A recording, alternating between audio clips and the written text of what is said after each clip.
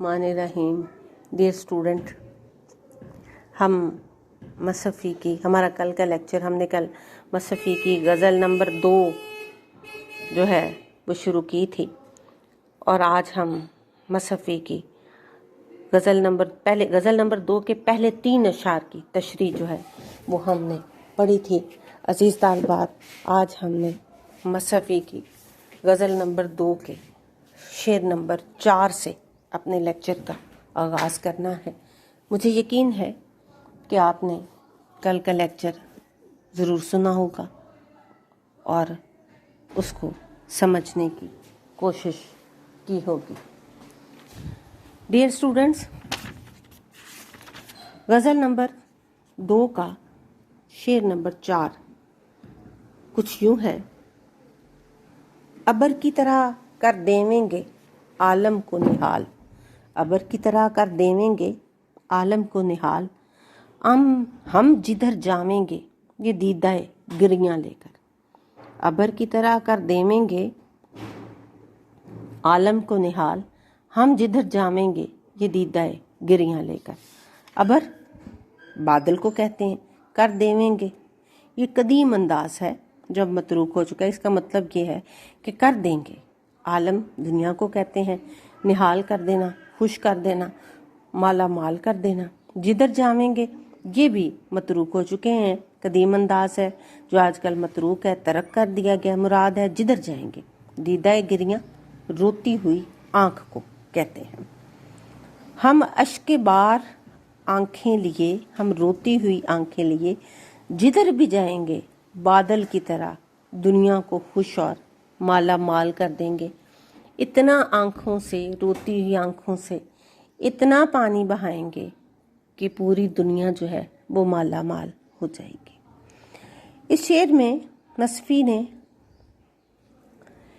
हजूम गम यानी गम का बहुत ज़्यादा हो जाना और शिद्दते गिरिया का रवायती मजमून इख्तियार किया है।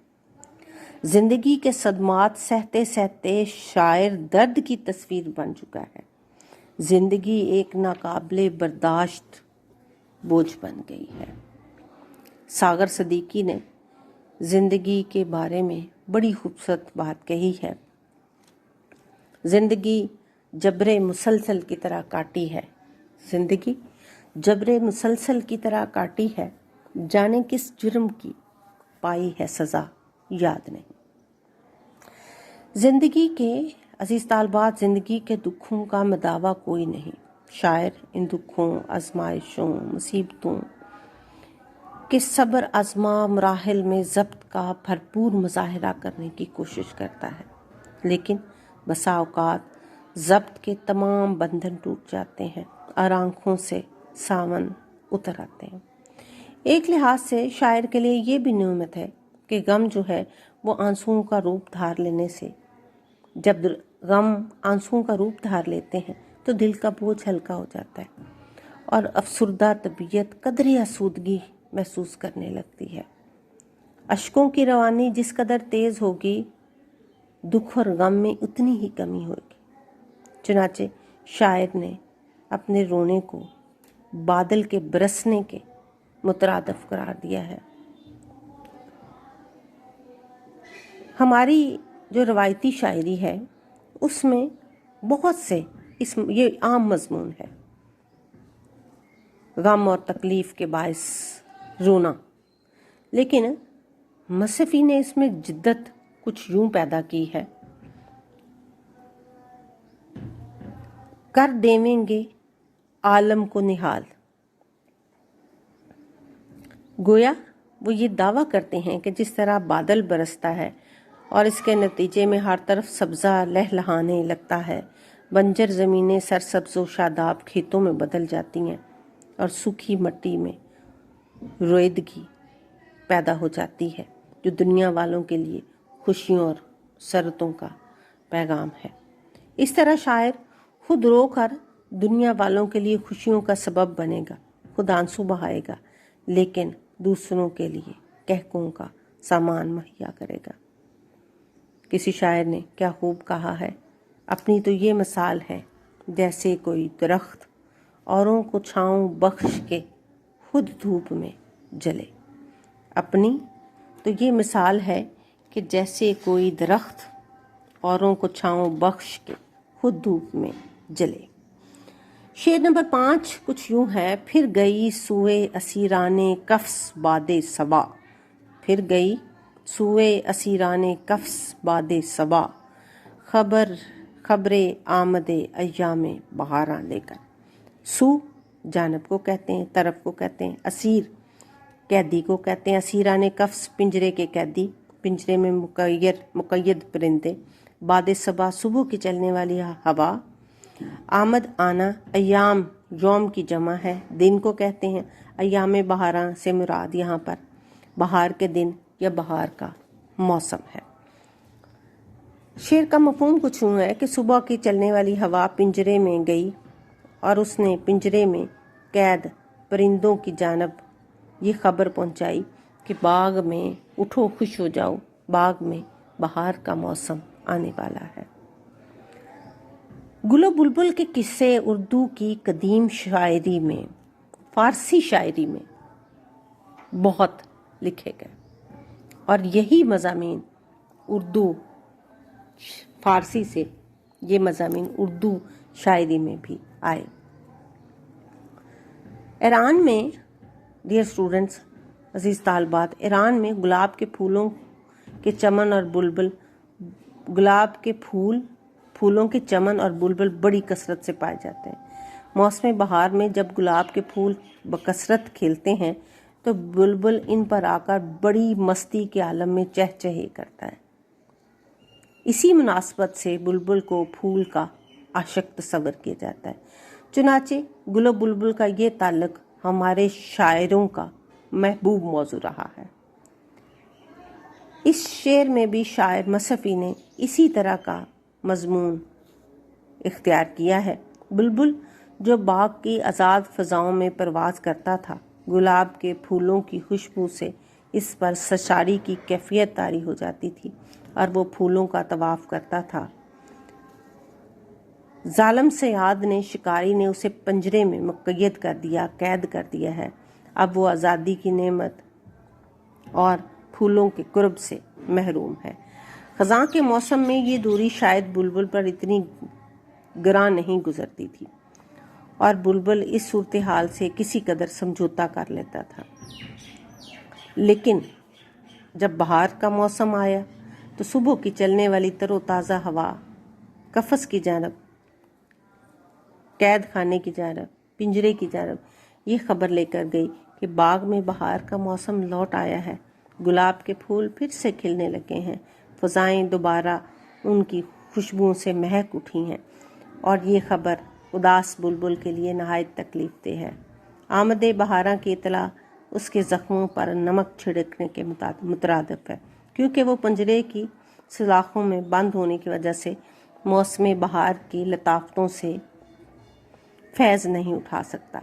चमन के इस बहार अफरीन मंजर के नामे ने इसके करब में और इजाफा कर दिया है।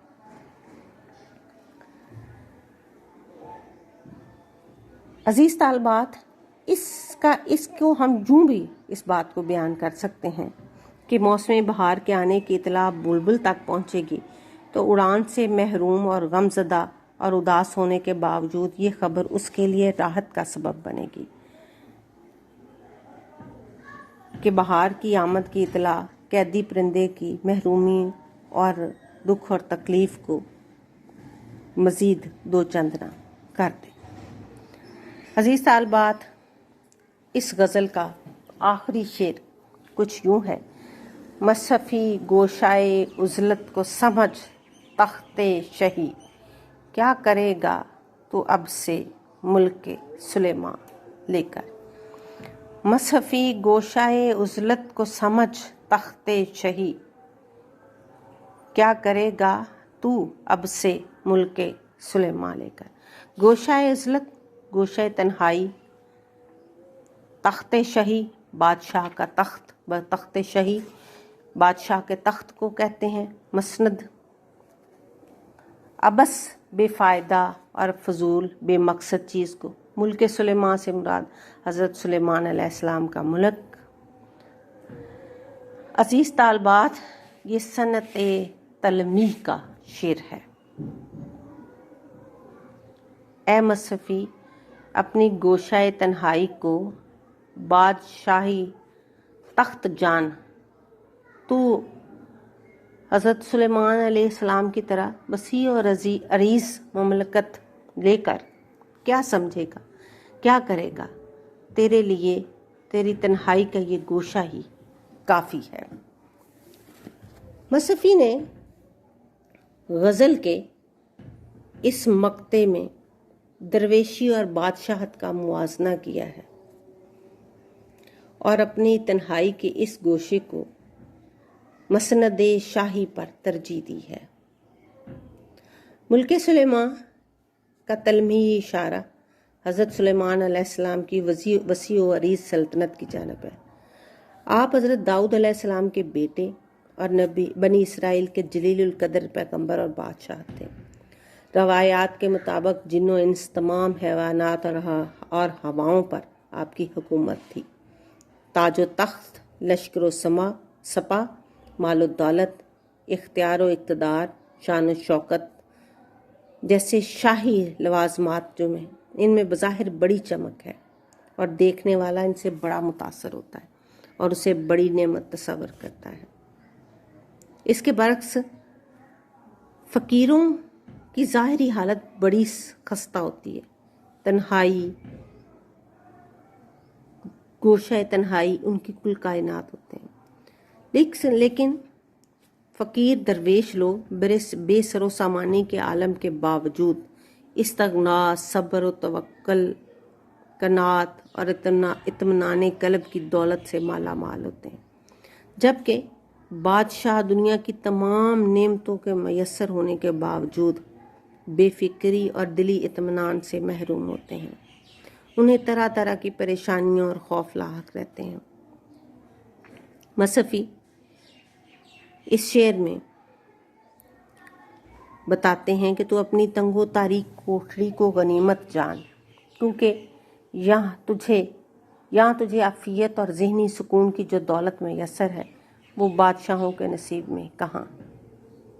اقبال نے بھی اس شعر کو بڑے خوبصورت انداز میں بیان کیا ہے۔ نہ تاج و تخت میں نہ لشکر و سپاہ میں ہے، نہ تاج و تخت میں نہ لشکر و سپاہ میں ہے، جو بات مرد قلندر کی بارگاہ میں ہے۔